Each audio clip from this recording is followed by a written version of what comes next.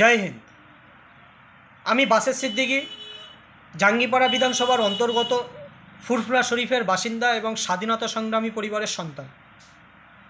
আমি একটা রাজনৈতিক দলের সঙ্গে যুক্ত, সেটা হলো তৃণমূল কংগ্রেস। অনেকেরই কাছে আমি অপরিচিত, কারণ আমি নিঃশব্দভাবে দল করেছি 12 বছর ধরে। আমার একটাই দল।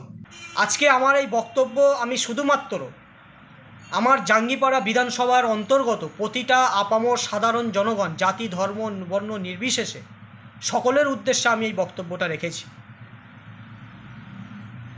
একজন তৃণমূল কংগ্রেসের একনিষ্ঠ কর্মী এবং নিঃশব্দ কর্মী হিসাবে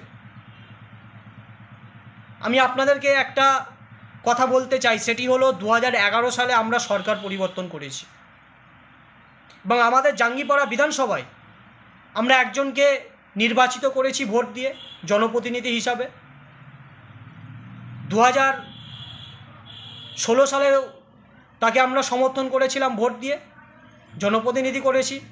2021 সালে আমরা ভেবেছিলাম যে আমাদের বিধায়ক জনসংযোগ করেন না, তাই আমরা আমাদের শীর্ষ নেতৃত্বের কাছে জানাবো যে আমাদের জাঙ্গিপাড়া বিধানসভার প্রার্থীটাকে বদল করা হোক। তারপরে আমরা কিছু নেতৃত্বের সঙ্গে কথা বলে আমরা সিদ্ধান্ত নিয়েছিলাম যে না, ওনাকে শেষবারের জন্য সুযোগ দেওয়া হোক। তো সেই কথা মতো ওনাকে আমরা 2021 সালে শেষবারের মতো আমরা সুযোগ দিয়েছিলাম। আমরা ভেবেছিলাম যে উনি ওনার ভুল শুধরে উনি জনগণের কাজ করবেন। পুনরায় আমরা তাকে জনপ্রতিনিধি হিসাবে নির্বাচিত করেছি, কিন্তু তার নিটফল 0। তাকে আমরা এই দীর্ঘ 15 বছরে জাঙ্গিপাড়া বিধানসভার যে কটি পঞ্চায়েত আছে, কোনো পঞ্চায়েতে আমরা জনসংযোগ হিসাবে তাকে আমরা দেখতে পাইনি।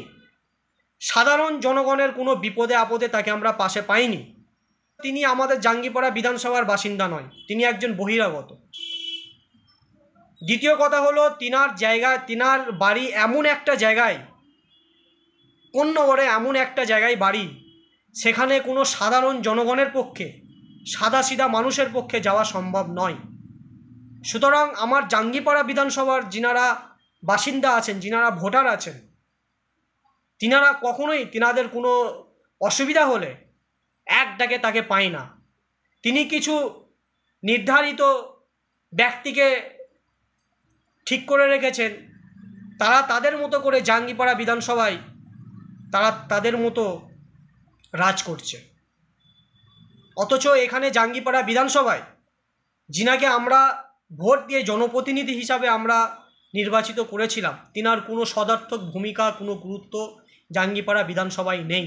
তিনি বছরে 2-1 বার করে আসেন, কোনো নির্দিষ্ট ব্যক্তির আহ্বানে তিনি আসেন, সভার উদ্দেশ্যে আসেন, এসে তিনি চলে যান।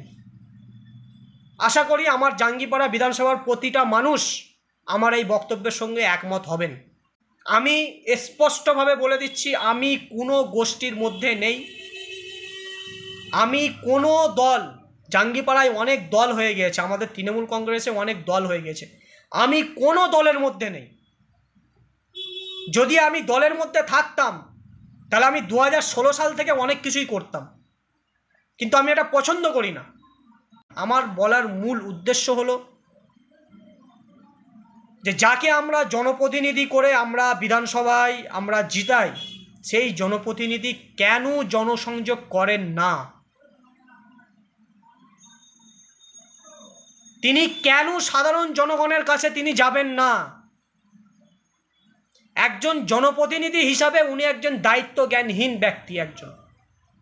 উনাকে আমি ব্যক্তিগতভাবে সম্মান করি, শ্রদ্ধা করি, কিন্তু আমি একজন জাঙ্গিপাড়ার ভোটার, আমি একজন জাঙ্গিপাড়ার বাসিন্দা হিসাবে এটা তো আমি দীর্ঘদিন মেনে নিতে পারি না যে আমি যাকে ভোট দিয়ে নির্বাচিত করছি, জাঙ্গিপাড়া বিধানসভার প্রতিটা মানুষের একটা আশা আকাঙ্ক্ষা থাকে যে আমি যাকে ভোট দেবো সেই নেতা, সেই জনপ্রতিনিধি যেন আমার ডাকে সাড়া দেয়, আমার বিপদে আপদে তাকে যেন সদা সর্বদা পায়, এক ডাকে পায়।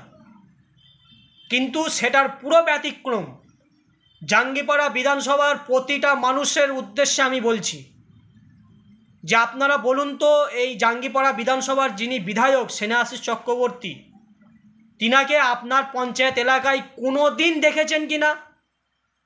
হাতে গোনা জাঙ্গিপাড়া 8 ফুট ছাড়া। বাকি কোনো পঞ্চায়েতে জনসংযোগ করতে আপনারা এই দীর্ঘ 15 বছরে দেখেছেন কিনা একটু আমাকে জানাবেন। আমি তো সমীক্ষা করেছি, আমি তো জনগণের পাশে আমি গিয়েছি, আমি তো জেনেছি। তারপরেও সোশ্যাল মিডিয়ার মাধ্যমে যাদের পাশে আমি পৌঁছাতে পারিনি তাদের উদ্দেশ্যে আমি জিজ্ঞাসা করছি যে আপনারা বলুন তো যে কোনো দিন এই ব্যক্তিকে আপনারা আপনাদের জনসংযোগে আপনাদের বিপদে আপদে পেয়েছেন কিনা। প্রতিটা মানুষ আমার সঙ্গে একমত হবেন যে না, কোনো দিন পাইনি, এবং সেই বিধায়ককে আমরা কোনো দিন চোখেও দেখিনি। জাঙ্গিপাড়া বিধানসভার অধিকাংশ পঞ্চায়েতের মানুষ বলছে যে তাকে আমরা কোনোদিন কীরকম দেখতে সেটাও আমরা জানি না। তাহলে এই জনপ্রতিনিধিকে আগামী 26-এ প্রার্থী করা উচিত কি উচিত নয় সেটা আমি আপনাদের কাছে ছেড়ে দিলাম। তাই আমরা যুবগোষ্ঠী আমরা সিদ্ধান্ত নিয়েছি যে আগামী 26-এ বিধানসভা ভোটে আমরা এই প্রার্থীকে আর আমরা চাই না। তাই আমরা জাঙ্গিপাড়া বিধানসভার যুব সম্প্রদায়ের ছেলেরা আমরা সিদ্ধান্ত নিয়েছি যে আগামী 26-এ বিধানসভায় আমরা আমাদের জাঙ্গিপাড়া বিধানসভা থেকে যিনি স্থায়ী বাসিন্দা জাঙ্গিপাড়ার ভূমিপুত্রকে আমরা প্রার্থী হিসাবে চাই। সেটা যেই হোক, সেটা দল নির্বাচিত করবে, এবং সেই প্রার্থীকে অবশ্যই যুবক হতে হবে, এবং এমন প্রার্থী হতে হবে সে যেন তাকে যেন 365 দিন যেন মানুষ এক ডাকে তাকে পাশে পায়। সেই প্রার্থীকে আমরা আগামী 2026-এ তৃণমূল কংগ্রেসের প্রার্থী হিসাবে আমরা দেখতে চাই। আমার সঙ্গে যদি কেউ একমত হন অবশ্যই আমাকে সাপোর্ট করুন, আমাকে সমর্থন করুন। আগামীতে আমরা যুব সম্প্রদায়ের আমরা সবাই প্রতিটা জাঙ্গিপাড়া বিধানসভার প্রতিটা পঞ্চায়েতে প্রতিটা বুথে বুথে আমরা জনসংযোগ করব। আমরা আপনাদের অভাব অভিযোগের কথা আমরা শুনব।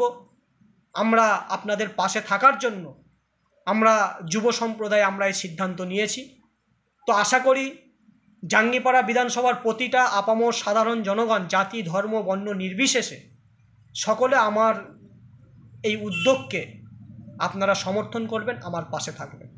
জয় হিন্দ।